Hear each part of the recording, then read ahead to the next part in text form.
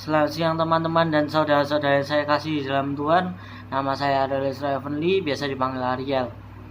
Pada hari ini saya akan membahas tentang Roma 12 ayat 2. Roma 12 ayat 2. Janganlah kamu menjadi serupa dengan dunia ini, tetapi berubahlah dengan pembaharuan budimu, sehingga kamu dapat membedakan manakah kehendak Allah, apa yang baik dan berkenan kepada Allah dan yang sempurna. Di situ dikatakan bahwa janganlah kamu menjadi serupa dengan dunia.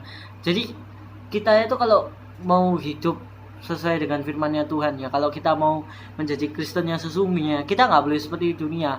Mungkin dunia berkata bilang bahwa kita hanya hidup sekali, kita harus menikmati hidup kita. Memang kita boleh menikmati hidup kita, tapi nggak boleh sampai terlalu menikmati, karena apapun yang kita nikmati di dunia ini itu semuanya hanya fana. Begitu kamu mati semuanya hilang semua, nggak ada gunanya. Contoh, kamu mungkin di bumi kamu waktu hidup mungkin kamu terkenal akan kekayaan kamu, mungkin kamu terkenal baik, mungkin kamu terkenal sopan. Tapi begitu kamu sudah meninggal, tubuhmu itu masuk ke tanah, rohmu itu naik ke surga, itu sudah nggak ada harganya lagi. Paling sama Tuhan ditanyai, apa yang kamu lakuin di dunia?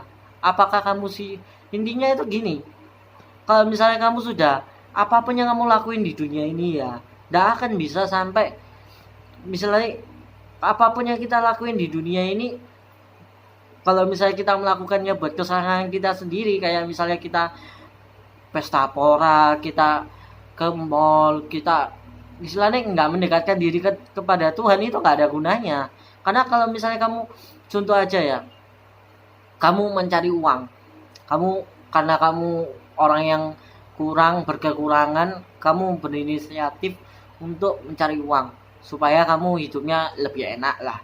Nah, kamu cari uang. Waktu kamu cari uang, itu kan kamu pasti minta doa, minta bantuan doa ke sana sini, terus kamu dengerin firman sana sini. Tapi waktu kamu, kalau misalnya kamu sudah kaya, tapi jangan lupa kalau misalnya kekayaanmu itu hanya sementara, hanya ada di dunia ini pun, hanya ada di dunia ini saja. Kekayaanmu itu nggak mungkin kamu bisa bawa ke surga, karena di surga sana itu di Alkitab dikatakan bahwa di surga itu lantainya emas.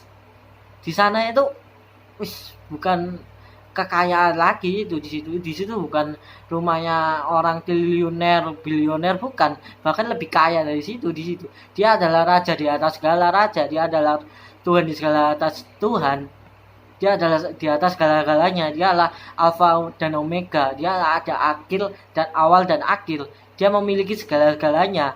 Jadi kalau misalnya di hadapan Tuhan, kekayaanmu itu nggak ada gunanya. Jadi kalau kamu berpikir bahwa aku masih mau memegang kekayaanku ini, aku harus menjadi kaya, kamu berpikir untuk jadi kaya terus, kamu nggak mendekatkan kepada Tuhan, habis kamu.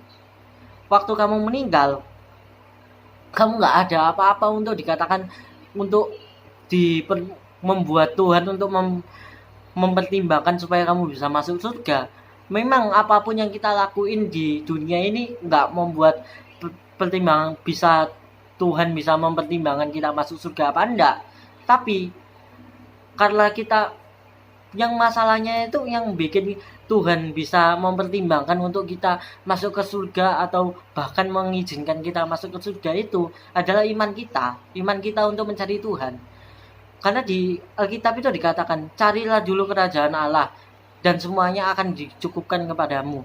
Intinya apa? Kamu harus mencari kerajaan Allah dulu, dekatkan diri kepada Tuhan dulu, dan segala apapun yang kamu perlukan, yang memang benar-benar kamu lakukan, yang benar-benar kamu perlukan, itu akan dicukupi oleh Tuhan. Kamu tidak akan lapar, kamu tidak akan miskin. Istilahnya, walaupun mungkin kamu merasa berkekurangan, kamu mau beli apa-apa, yang kamu mau menikmati dirimu sendiri, itu tidak bisa.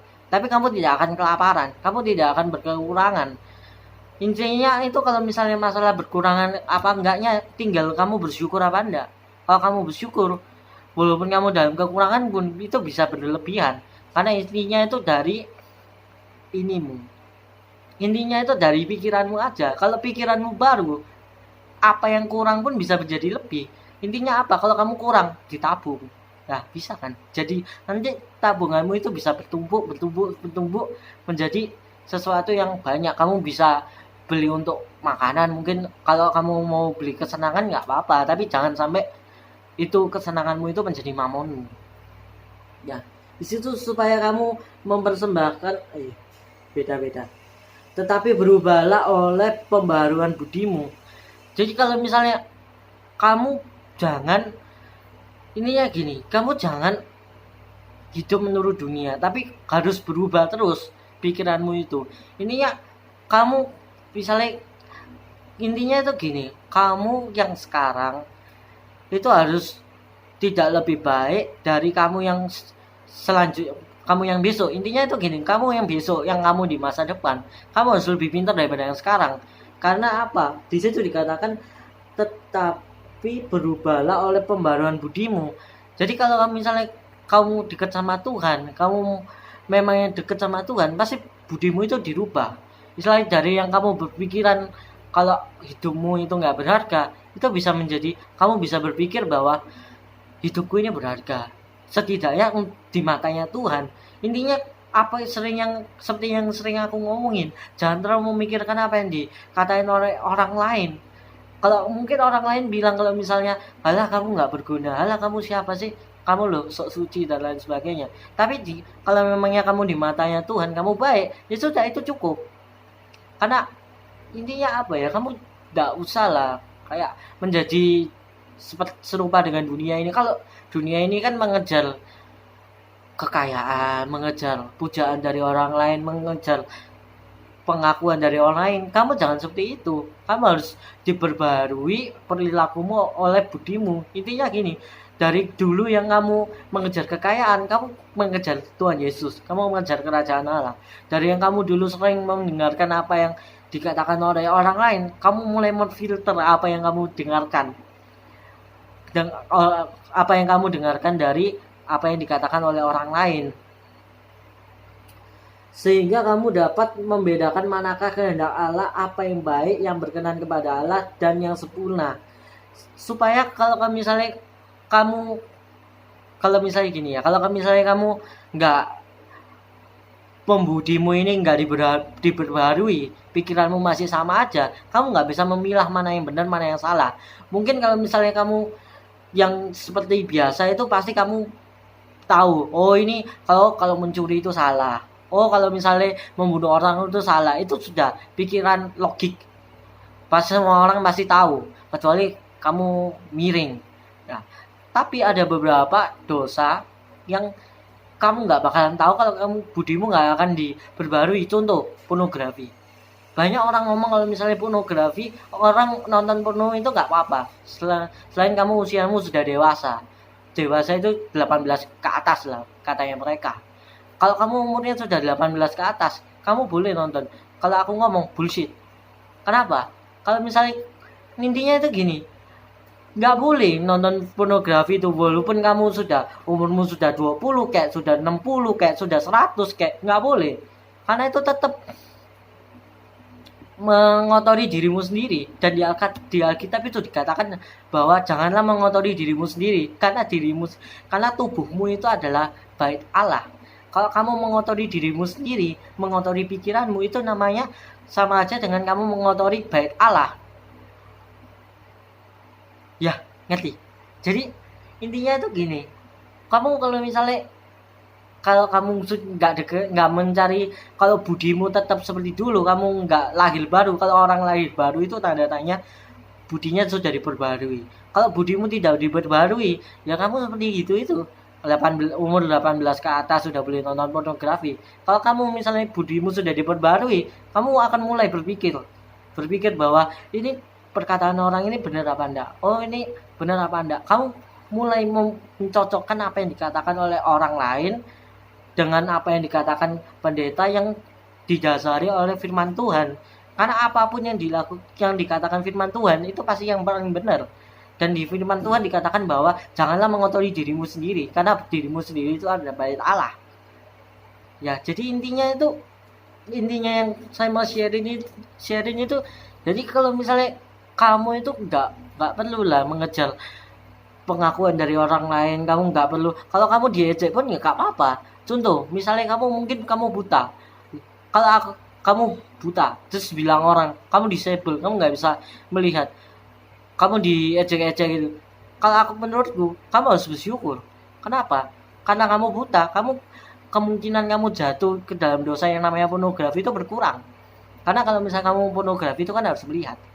Misal, terus juga lagi, kamu adalah termasuk orang yang tuli misalnya. Kamu bersyukurlah kamu tuli. Karena kalau misalnya kamu diejek orang, kamu dijelek-jelekin orang, kamu tidak akan mendengar ejek-ejekan itu. Kalau kamu bisu, bersyukurlah. Karena kamu tidak akan bisa berbohong. Karena kamu tidak akan bisa mengejek orang, kamu tidak akan bisa mengumpat, kamu tidak akan bisa istilahnya apa ya, menjelek-jelekan orang. Karena kamu nggak bisa ngomong. Kamu nggak punya tangan, bersyukurlah. Karena kamu tidak akan membunuh orang. Kamu tidak akan mencuri, kamu tidak akan yang lain. Bersyukurlah kalau misalnya kamu nggak punya kaki. Karena mungkin kalau kamu punya kaki, mungkin aja bisa kamu memakai kakimu itu untuk melakukan sesuatu yang tidak benar. Karena kalau misalnya kamu sempurna, seperti saya ini sempurna ya, godaannya lebih banyak daripada orang yang tidak sempurna. Jadi kalau aku ngomong, kamu yang tidak sempurna itu bersyukurlah, berbahagialah kamu yang tidak sempurna. Kenapa? Karena kalau kamu tidak sempurna, seperti yang aku ngomong tadi, kamu misalnya buta, kamu ya seperti yang tadi kamu buta, tuli dan lain sebagainya, kamu beruntung. Karena kemungkinan godaanmu itu ya lebih berkurang lah daripada orang yang sempurna seperti saya. Seperti yang aku ngomongin, misalnya kayak mata saya sempurna, jadi godaannya lebih banyak. Kalau kamu nggak bisa melihat, ya bersyukurlah. Karena godaanmu berkurang, kemungkinan kamu berdosamu tuh berkurang. Kamu nggak akan bisa melihat porno, kamu nggak akan bisa melihat hal-hal yang seharusnya tidak kamu lihat. Jadi intinya kalau misalnya aku ngomong sih, kamu itu harus, intinya kalau misalnya kamu hidup itu untuk, kalau kamu mau jadi Kristen yang sesungguhnya ya, kalau kamu mau jadi Kristen yang sesungguhnya itu intinya cuma satu, kejarlah firman Tuhan, kejarlah kehadiran Tuhan dan perkenanan Tuhan.